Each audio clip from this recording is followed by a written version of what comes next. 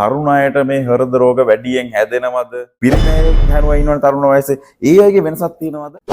දැන් සාමාන්‍ය කෙනෙක්ට වඩා වැඩියෙන් කෙනෙක්ට හැදෙන්න මොනවද තව හේතු වෙන්නේ?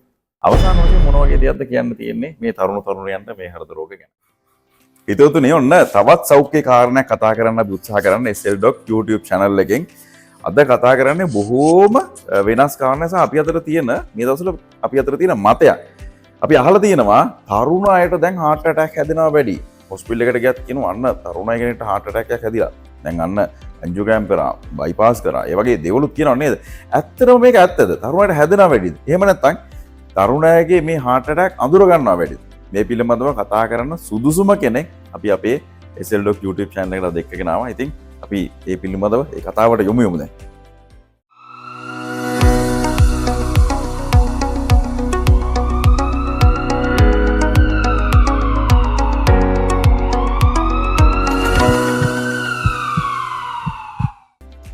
ඔයාලා දැන් දන්නවා අපි කතා කරන්නේ මොකද්ද කියලා. දැන් හරිම ලොකු ප්‍රශ්නයක් නේ මේක තරුණ අයට මේ හෘද රෝග වැඩියෙන් හැදෙනවද නේද? ගොඩක් අය කියනවා වැඩියෙන් හැදෙනවා. ඇත්තටම අපි එහෙම හැදෙනවා කියලා ඇහුවට අපි ඒ සම්බන්ධයෙන් හරිම තොරතුරක් දන්නේ නැහැ. එතකොට එහෙම හැදෙනවා නම් තරුණ අය මේ වෙනුවෙන් මොනවද කරන්න තියෙන්නේ? මේ කාරණේ දැන ගැනීම ඉතාම වැදගත් වෙනවා. ඒ නිසා අපේ SL Doc YouTube channel එකට අපි ආරාධනා කරා හෘද රෝග විශේෂඥ වෛද්‍ය දුලංග රත්නායක මහතා ඉතාමත් ආදරයෙන් පිළිගන්නවා. අයිබෝන්. අපි ඉතාමත්ම ලස්සන තැනක ඉඳලා මේ කතාව කරන්නේ ස්ටයිල් ඔෆ් බොහොම ලස්සන තැනක් මහනුවර තියෙන. ඉතින් මෙතන ඉඳලා මේ කතා බහේ අපි කතා කරන්නේ දැන් ඔබට තියෙන අහලා තියෙන ලොකුම ප්‍රශ්න ගැන්නේ. මම ડોක්ටර් මුලින් කිව්වා අපේ හිතතුන් දන්නවා දැන් අවුරුදු 40කට අඩු වෙන තරුණ අයට මේ හෘද රෝග හැදෙනවා වැඩි කියලා. එහෙම කතාවක් තියෙනව නේද?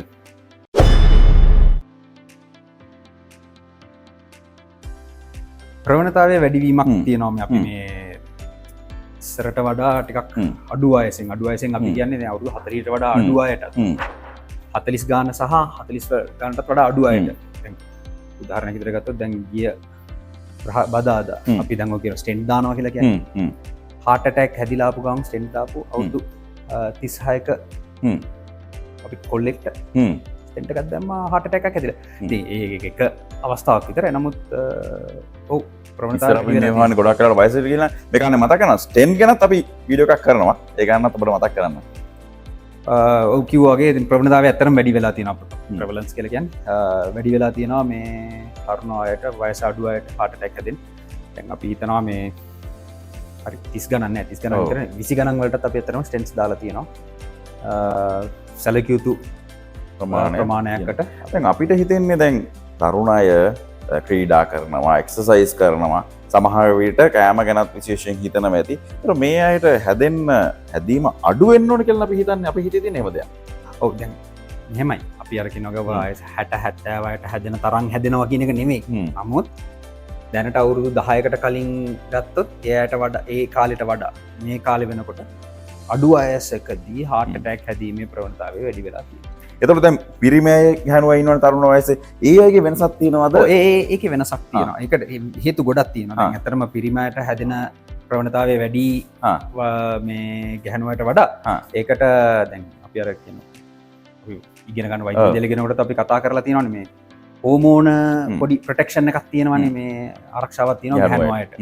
ඒ විතරක් නෙවෙයි දැන් තව දුම්පානය සහ කන බොන දේවල් ගැන භාවිතය ඒ හැමදේම එකතු වෙලා එද්දී ගෑනුවට වඩා පිරිමයට ප්‍රවණතාවය වැඩි. එහෙම කියලා මේ තරුණ ගෑනුවට හැදෙන්නේ නැහැ කියන එක නෙමෙයි. ඒත් ඒ වැඩිවීමත් අපි දකිනවා. තව දැන් සාමාන්‍ය කෙනෙක්ට වඩා වැඩියෙන් කෙනෙක්ට හැදෙන්න මොනවද තව හේතු වෙන්නේ? ඔව් දැන් අපි අර බෑග් ඔෆ් වර්ම්ස් එම ප්‍රශ්න ගොඩක් දැන් අපි කියන මේ පවුලෙන් එන ප්‍රශ්නෙත් තියෙනවා. ඒක නැතුව නෙවෙයි සහ අපි ඉන්න කලාපයන් වල සුද්දෙක්ට වඩා අපේ පැත්තට දැන් අපේ මේ දකුණු ආසියාතික කලාපය කියන්නේ ඉන්දියානු බංග්ලාදේශ් පාකිස්තාන වගේ අය ගත්තම මේ අපිට වැඩි සුද්දොන්ට වඩා කොකේෂියන්ස්ලා කියනට වඩා අපේ ප්‍රවණතාවය වැඩි. එතකොට ජානවලින් කොහොමත් ගෙනාපු රිස්ක් එකක් අපි තියෙනවා.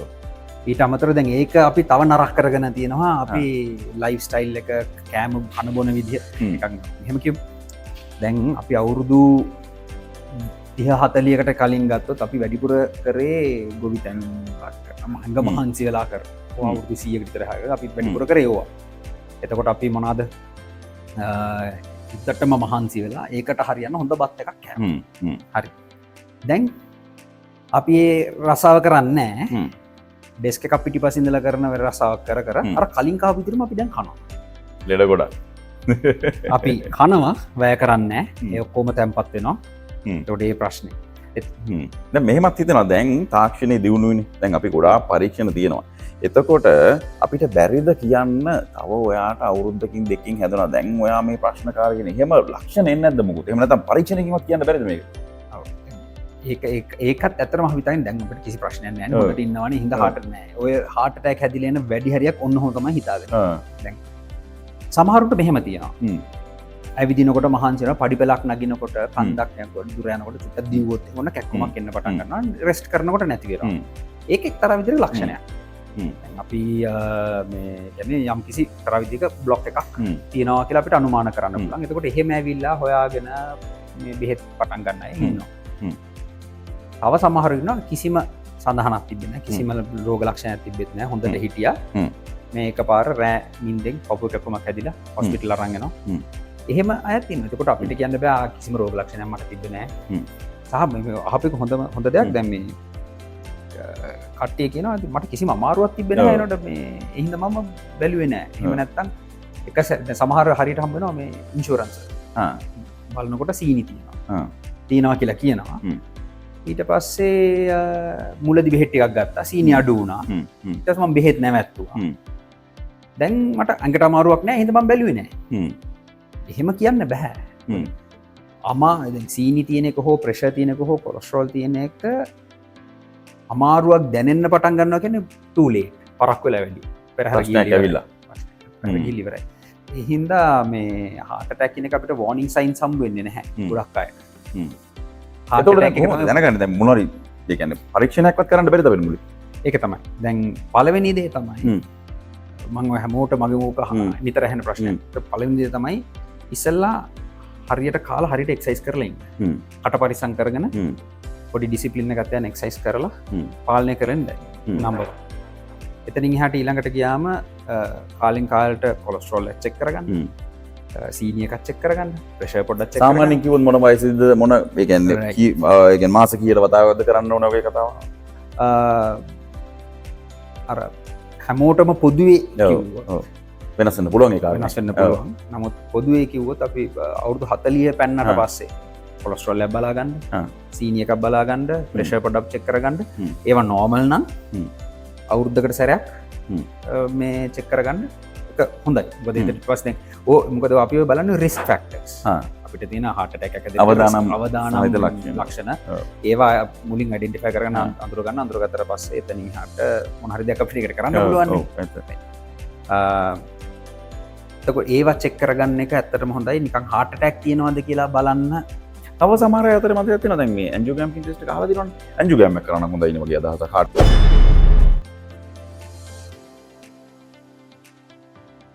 right. දැන් ඕක ඔතනින් එහාට ගියාම දැන් අලුත් ක්‍රමයක් දැන් ඇන්ජියෝග්‍රෑම් කියන්නේ අපි මේව හැම විදලා කරන දෙයක්. එතකොට ඇන්ජියෝග්‍රෑම් කරන එකේ අවදානමක් තියෙනවා. අපි කියනවා වගේ පැන්ඩෝල් පෙත්ත බිව්වොත් ඒකේ අතුරු ආබාධ තියෙන පුළුවන් අවදානම් තියෙන්න පුළුවන්. ඉතින් මේකේ අවදානමක් තියෙන දෙයක්. එතකොට කිසිම රෝග ලක්ෂණයක් නැතුව කිසිම heart attack එකක් මොනවා සඳහනක් මුකුත්ම නැතුව ඇන්ජියෝග්‍රෑම් එකකට යන්නේ එක අපි කියන්නේ අර risk versus benefit අවදානමයි ඒකේ තියෙන වාසිය ගත්තම ඇත්තට මේ අනවශ්‍ය අවදානමක් ඒක. එතකොට එහෙම කියලා තේරුමක් නැහැ. දැන් අලුත් දෙයක් තියෙනවා මේ අපි කියන CT ඇන්ජියෝග්‍රෑම් එක. කියන්නේ අර විදලා කරන්නේ නැතුව CT මැෂින් එකක් මාර්ගෙන් ඇන්ජියෝග්‍රෑම් පරීක්ෂණයක් කරලා heart එකේ ලේනහර බ්ලොක් තියෙනවද කියලා බලන පරීක්ෂණ තියෙනවා. එතකොට ඒක වුණත් ඒ ගන්න අවදානම තේරුමක් නැහැ. කිසිම රෝග ලක්ෂණයක් නැතුව. අපි කිසිසේත්ම අනුමත කරන්න නැහැ මේ දැන් ඉන්නවා මට කියලා CT පරීක්ෂා කරන බ්ලොක් තියෙනවා බා. ඒක ඒ ගන්න අවදානම තේරුමක් නැහැ. ඊට වඩා ඇත්තටම වැදගත් මේ හරියට මුලින්දලම හරියට කාලා බීලා එක්සර්සයිස් කරලා මේ අර මම කිව්ව ටෙස්ට් ටික කරලා චෙක් කරලා ඉන්න එක ඒ වැදගත් අර වගේ දෙයක් කරනවට වඩා. හොඳයි අපි අවසානයේ මෙහෙම කතා කරමු දැන් පොදුවේ මේ කාරණේ බොහෝ කතා කරන තියෙනවා අපි කොලෙස්ටරෝල් ගැන වෙනම වීඩියෝ එකක් කරලා තියෙනවා ඒ වීඩියෝ එකේ ලින්ක් එකත් අපි ඔයාලට දානවා එතනදී ඔයාලට ගොඩාක් ආහාර පුරුදු ගැන දැනගන්න පුළුවන් දැන් අපි පොදු විදිහට ගත්තම ආහාර ගැන එහෙම නැත්නම් පුරුදු ගැන මොන විදිහට කියන්න පුළුවන්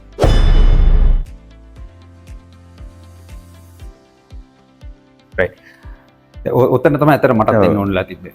පළවෙනි එක තමයි අපි අර කතා කරන මේ නරක අපි අර කොලෙස්ටරෝල් එක ගැන කතා කරනවා කතා කරපු දේවල්. පිටි කෑම රොටි බනිස් පාංගු පරාට දාති ඔය අනල හදලා තියෙන වතුර දාලා අනලා තම්බලා හරි බැදලා හරි ගන්න දේවල්.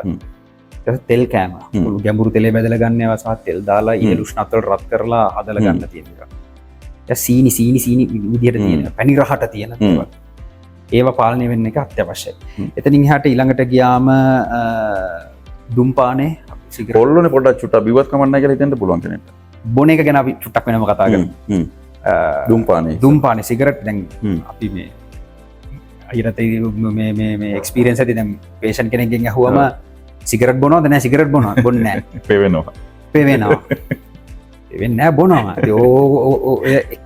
සමහරලාට සමහර කියන්නේ ඉඳලා සතියකට දෙකක් විතර නෑ එක සිගරට් එක හරි ගන්නවා කියන එක ඇත්තටම අවදානම. ඒක කිසිසේත් මම මත කරන්න බෑ. සිගරට් ගැන කතා කරනකොට ආය මම විශේෂයෙන් මේ කතා කරන්න ඕන කියලා හිතුවා මේ ගංජා පාවිච්චි. ගංජා සුරුට්ටුවක් පුරනවා කියන එක දැන් හිතනවා මේක ගංජා කියන එක මේ ප්‍රශ්නයක් නැහැ. ඉඳලා එකක් ගත නෑ එහෙම නෑ. ගංජා කියන එක ඇති වෙනකන් අපිට heart attack හම්බ වෙනවා. ගංජා වල විශේෂත්වය තමයි ලේවල් කැට ගැහිම හැකියාව වැඩි කරනවා. එතකොට සමහරුව අවුරුදු 20 ගණන් 30 ගණන් හම්බ වෙනවා ඊයේ ගංජා ෂොට් ගංජා උරලා අද එනවා heart attack. දවස් දෙක තුනකට කලින් කයි සමහරට පළවෙනි සැරේට ගංජා මේ සුරුට්ට පුරලා තියෙනවා. ඒකත් ඒතර දැන් ඔය මේ මතයක් යනවනේ මිනිස්සුන්ගේ මම දන්නේ නැහැ කවුරු පටන් ගන්නවද කියලා මේ ගංජා කමන්නේ නැහැ. නෑ මේවා පිටිපස්සේ බොහෝ කාරණා තියෙනවා. සහ අපි අතනම වීඩියෝ එකක් කරලා තියෙනවා ડોක්ටර් ගංජා ගැන අපි ඒකේ ලින්ක් එකක් දාන්න. ගංජා පිළිබඳව අපි මම දැක්ක ඒක මම මේ අර කන්සල්ටන්ට් සයිකියාට්‍රිස්ට් කෙනෙක් එක්ක කර කතා ඒ එතුමත් මාත් එක්ක එකඟ වෙයි ඔය කියන කතාව. දැන් මම සයිකියාට්‍රි පැත්ත දන්නේ නැහැ. නම් හાર્ට් එක පැත්තෙන් ඇත්තටම ගංජා කියන එක ප්‍රශ්නයක්. මේ තරුණයන්ට මේ දේවල් ඇත්තටම සමහර විට ඔබට ප්‍රොමෝට් කරනවත් ඇති. හැබැයි ඔබ හරිම දේ දැනගන්න ඔබේ ජීවිතේ වටිනවනේ. ඔබේ වයස තාම ආරම්භයේ. තව කොච්චර කල් යන්න තියෙනවද මේ කාලේ? අපි හිතන්න ඕනේ අපි අවුරුදු 70 80 ජීවත් වෙනකොට ඒ අන්තිම කාලේ ඇඳට වැටලා අවුරුදු 20 30ක් ඉන්නවද? එහෙම නැත්නම් අවසාන මොහොත වෙනකම් බොහොම ජව සම්පන්නින් ක්‍රියාශීලීව ඉන්නවද කියන කාරණේ. තරම් අන්තිම දේ නේද? දැන් ඊළඟට අපි අර කතා අරක්කු ෂොට් එකක්. දෙන්න ෂොට් එකක් දැම්ම. මේ ඊළඟට අපි ඔක නිකන් බොන්නේ නෑනේ. බයිට් එකක් යනවා බයිට් එකක් යනකොට තෙල් හොඳට බැදපු මස් ජාතියක් මොන හරි යනවා. එතකොට ආය ලොකු තෙල් ප්‍රමාණයක් කොලෙස්ටරෝල් ප්‍රමාණයක් යනවා. එතකොට සහ බොන තැනක නොබී හිටියත් අර බයිට් එක කනවා. එතකොට අතිශය තෙල් ප්‍රමාණයක් අපි ඇඟට දාගෙන අහිතකර දේවල් ගොඩාක් ඇඟට දාගෙන තමයි අපි මේ ෂොට් එක දාලා තියෙන්නේ. ඉතින් ඒක ගැන කල්පනා කරන්න ඕන අපි ඉඳලා ෂොට් එකක් දාන හරි ෂොට් එක කමන්නේ. නමුත් අරවත් මේ සැලකිලිමත් වෙන්න ඕන ඕවා ගැනත් අපි බොහෝ කාරණා කතා කරා. අවසාන වශයෙන් මොන වගේ දෙයක්ද කරන්න දෙන අපි තරුණයන්ට? අය තව මට පොඩි දෙයක් කියන්න ඕන. මේ කොමන්ලි අහන දේවල් මොනවාද අපිට මස් මාළු බිත්තර කොහමද මොනවද කියන්නේ? මාළු ඇත්තටම හොඳයි. මාළු ප්‍රශ්නයක් නෑ. මාළු එක වැඩි තියෙන හදන විදිහ අනුව තෙල් දාලා බැදලා ගන්නවා නම් ආයෙක. නමුත් මාළු කියනක දැන් ප්‍රෝටීන් කෙනෙක් අපිට ඕනනේ. මාළු ප්‍රෝටීන් සෝස් එකක් විතර ඇත්තටම හොඳයි. මොකද මේදය ඉතාමත් අඩු කෑමක් තමයි මාළු කියන්නේ. මස් ගත්තොත් චිකන් වල ඇත්තටම තෙල් එක වැඩිපුර තියෙන හමේ. එතකොට ස්කින්ලස් චිකන් එකක් හදනවා නම් එතකොට ඇඟට එන තෙල් ප්‍රමාණය හුඟක් අඩු වෙනවා. අනික් ඌරු මස් හරක් මස් වගේ දේවල් ගත්තොත් එහෙම ඇත්තටම දැන් මේ මස් එක ගොඩක් වෙලාවට රහ වෙන්නේ මේ මස් එක ඇතුලේ තියෙන තෙල් හින්දා. තෙල් එක හැදිලා එද්දි තමයි ඔය රස එන්නේ. එතකොට ඌරු මස් හරක් මස් කියන දික්ක වශයෙන් තෙල් බහුල කෑමක්. අපි සාමාන්‍ය heart attack තියෙන කෙනෙක්ට සහ heart attack වළක්වා ගන්න උත්සාහ කරන කෙනෙක්ට අපි කියන්නේ ඌරු මස් හරක් මස් වලින් ඈත් වෙලා ඉන්න. එතකොට අපි අර කලින් කියපු කතාවට ෂොට් එකක් දානකොට බයිට් එකට ගොඩාක් වෙලාට එන්න ඕන. එතකොට ආයෙතන මේ ප්‍රශ්නයක් එනවා. සහ අපි අර එදා කොලස්ට්‍රෝල් ගැන කතා කරනකොට අපි කතා කරපු ඔය කතා බිත්තර කතාව. එතකොට බිත්තරේ ආයෙත් අපි මෙතනට මතක් කරමු. මතක. කහමදේන අපිට ප්‍රශ්න සුදුමදේ ප්‍රශ්නයක් නැහැ. කහමදේ කාලෙකට කලින් කිව්වා දවසට සතියට බිත්තරයක් දෙකක් කමන්නේ නැහැ. ඊට පස්සේ දැන් පස්සේ කිව්වා දවසට උපරිමයේ බිත්තරයක්.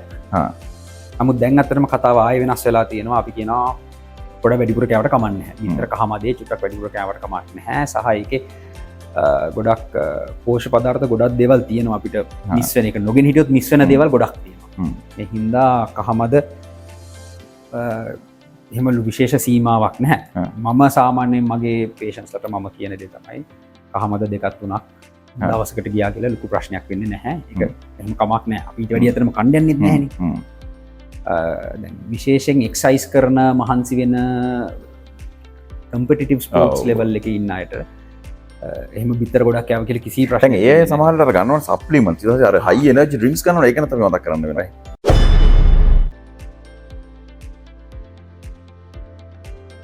දැන් හයින් එනජි ඩ්‍රින්ක්ස් එනජි ඩ්‍රින්ක්ස් කියන කන්සෙප් එක එම ලොකුවට පර්යේෂණ ගොඩක් තියෙන තැනක් දෙයක් නෙවෙයි. නමුත් එනජි ඩ්‍රින්ක් වල මෙහෙම ප්‍රශ්නයක් තියෙනවා. ෂුගර් කන්ටෙන්ට් එක වැඩි. සීනි ප්‍රමාණය අධික වශයෙන් තියෙනවා. එතකොට ඉඳලින්දල එකක් දෙකක් කියන එක නෙවෙයි නිතර එනජි ඩ්‍රින්ක් පාවිච්චි කරනවා නම් සමහරු රෑ තිස්සේ වැඩ කරන්න මහන්සි වාහන එලවන්න නිතර එනජි ඩ්‍රින්ක් පාවිච්චි කරනවා. එනජි ඩ්‍රින්ක් කියන එක ඇත්තටම එහෙම නිතර පාවිච්චි කරන්න හොඳ දෙයක් නෙවෙයි. කලාතුරකින් එකක් දෙකක් ගන්න එක වෙනම කතාවක්. නිතර පාවිච්චි කරන්න හොඳ දෙයක් නෙවෙයි එනජි ඩ්‍රින්ක් කියන එක. සහ ඒ එනජි ඩ්‍රින්ක් එකක එක ප්‍රධාන සංඝටක කියන්නේ කැෆේන් කියන එක. කැෆේන් කියන එක ඇත්තටම හાર્ට් එකට එහෙම ලොකු ප්‍රශ්නයක් තියෙන දෙයක් නෙවෙයි. නමුත් ඒක ඇඩික්ටිව්. සහ දැන් අද එක ඩ්‍රින්ක් එකකින් මට ඉෆෙක්ට් එක ආවනම් නිතර පාවිච්චි කරන්න ගියාම සමහරට එක ඩ්‍රින්ක් එකකින් මට ඕන ඉෆෙක්ට් එක එන්නේ නැහැ. එතකොට එනර්ජි ඩ්‍රින්ක් ගන්න ප්‍රමාණය වැඩි කරන්න වෙනවා. එතකොට ඒක වැඩි කරනවා කියන්නේ ආයේ සීනි ලොකු ප්‍රමාණයක් අපේ එකට එනවා. එකතු වෙනවා. එතකොට එනර්ජි ඩ්‍රින්ක් කියන එක ඇත්තටම එහෙම මේ කමන්නේ ගන්න කියන්න පුළුවන් තැනක මම නැහැ. හොඳයි. බොහෝ කාරණා අපි කතා කරා. ඔබ දැනගන්න ඕන කාරණා තවත් ඔබට විසඳ ගන්න ඕන කාරණා අපෙන් අහන්න ඕන කාරණා ඇති කමෙන්ට් සෙක්ෂන් එකේ තියෙනවා. කමෙන්ට් කරන්න. අවසාන වශයෙන් මොන වගේ දෙයක්ද කියන්න තියෙන්නේ මේ තරුණයන්ට මේ හෘද රෝග ගැන? දැන් අපි මතයක් අපි උනත් ඔක ඒ දවස්වල ඉත දැන් අපි තරුණ අවුරුදු 20 25 කාලේ heart attack හැදෙන්නේ නැහැ. අපි හොඳට කාලා බීලා ඉන්නවා. අහුවෙන දේ කරන දෙයක්. මේ පුරුද්ද අපිත් හිටියනේ.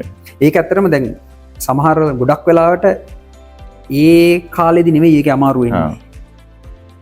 අවුරුදු සමහරද මං අපි කතා කරන අවුරුදු 40ට අඩු 40 වෙනකොට heart attack එකක් හැදෙනවා නම් ඒක බොහෝ විට ඒ කාලේ අවුරුදු 40වට කන බොන දේවල් වලින් වෙච්ච දෙයක් නෙවෙයි.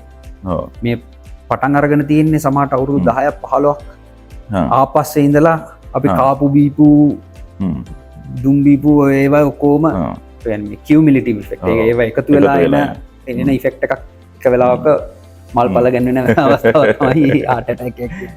එතකොට මේක විශේෂයෙන් මේ අවුරුදු 20 ගණන් වල අය වුණත් අහගෙන ඉන්නවා නම් ඒ කාලේ ඉඳලම අපේ ඒ ආහාර පාලනයේ ඩිසිප්ලින් එක අවශ්‍යයි. මහත් වුණාට පස්සේ එක්සර්සයිස් කරලා කෙට්ටු වෙන්න හදනවට වඩා මුලින් ඉඳලම මහත් නොවි ඉන්න හදනවා නම් මුලින් ඉඳලම එක්සර්සයිස් කරලා හරි විදියට කාලා බීලා ඉන්නවා නම් ඔය අපිට අඩු වයසෙන් heart attack හැදෙනවා කියන එක ගොඩක් දුරට වළක්ව ගන්න පුළුවන්. සහ දැන් මම කියන ජාන වලින් අපිට ප්‍රශ්නයක් තියෙනවා කියලා. අපේ ලියවිලා තියෙනවා නම් ජානවල මට අවුරුදු 50 දී heart attack එහෙම නැත්නම් අවුරුදු 45 දී heart attack එකක් හැදෙන්න තියෙනවා. අවුරුදු 20 ඉඳලා අපි හොඳ කන්ට්‍රෝල් එකේ කාල් බීලා එක්සර්සයිස් කරලා හරියට පිළිවෙලකට ඉන්නවා නම් අවුරුදු 45 හැදෙන්න තියෙන එක අවුරුදු 65 වෙනකන් එහාට දාගන්න පුළුවන් වෙනවා. එහෙම නැත්නම් තව 8ට යවා ගන්න පුළුවන් වෙනවා. අපි අර කලින් ඉඳලා හරියට කාලා බීලා ඉන්න. එතකොට දෙන්න ඕන පරිවිඩය තමයි දැන් මේක heart attack හැදිච්ච කෙනෙක් අහන් ඉන්නවා නම් ඒ පණිවිඩය ගෙනියන්න තරුණ අයට අඩුව අවුරුදු 20 19 පොඩක් ක්ලීන් විදිහට කන්න. නිකන් ඔය ෆ්‍රයි කරපු බැදපු දේවල් සීනි ගොඩ පැණි රහ දේවල් ගොඩ කන්න නැතුව මේ යක් එළවලු වැඩිපුර කාලා ඒ හෙල්දි විදිර කාල ඉන්න එක ඇතරම තමන්ගේ හැම දේකම මේ හාටටැක් විතරක් නෙවේ තව ගොඩත් රෝගවලට මේ ප්‍රිවෙන්ෂන් එකක් වේ කැන වැල කියලා හේතුවක් වේ හෙල්ත් කියන්නේ සෞඛ්‍ය කියන්නේ ආයෝජනය ඒ වෙනුවෙන් අපි මහන්සියක් ගන්න ඕනේ. දැන් මේ දේවල් ඇත්තටම ඔබ දන්නවනේ ඔබ අහලා තියෙන දේවල් වෙන්න පුළුවන් අපි කතා කරපු බොහෝ දේවල්. හැබැයි ඔබේ දැනුමට අලුත් දේවල් එකතු කරන බවත් අපි දන්නවා. දැන් කොහොම වුණත් අපි පුංචිවට මහන්සි වෙමු හැමදාම අපේ සෞඛ්‍ය වෙනුවෙන් පොඩි පියවරක් ඉදිරියට තියන්න. අපේ ආහාර පාන ගත්තේ පුංචි කාලේ ඉඳලා. දැන් අපේ විශේෂඥ වෛද්‍යතුමා මතක් කරේ පුංචි කාලේ ඉඳලම මේ පිළිබඳව හිතමු. අපේ ඔබ විතරක් නෙවෙයි නිවසේ ඉන්න අය නිරෝගී කරන්න අපිට දායක වෙන්න පුළුවන්. ඉතින් බොහොම ස්තුතියි ඔබතුමාට තවත් දවසක හමු වෙමු. අපි මේ පිළිබඳව කතා කරමු. බොහෝ දේවල් කතා කරන්න අපේ හිතවතුන්ට තියෙයි ඉදිරියේදී. right එහෙනම් හමු වෙමු අපි තවත් දවසක. ඔබ දැන් ගොඩාක් දේවල් දන්නවා නේද? SL Doc channel එකත් එක්ක එකතු වෙලා ඉඳලා. දැන් ඔබට ප්‍රශ්න ඇති මේ අපි කියපු දේවල් ගැන. අපේත් එක්ක share කරගන්න දේවල් ඇති. comment section එකේ තියෙනවා. මේ දේවල් share කරගන්න අපි අපේ විශේෂඥ වෛද්‍යතුමාත් එක්ක ඉදිරියේදී මේ පිළිබඳව තවත් වීඩියෝ කරලා ඔබව දැනුවත් කරන්න බලාපොරොත්තු වෙනවා. අපේ channel එක subscribe කරන්න කියලා ආරාධනා කරනවා. ඉතින් තවත් වීඩියෝකින් හමු වෙමු.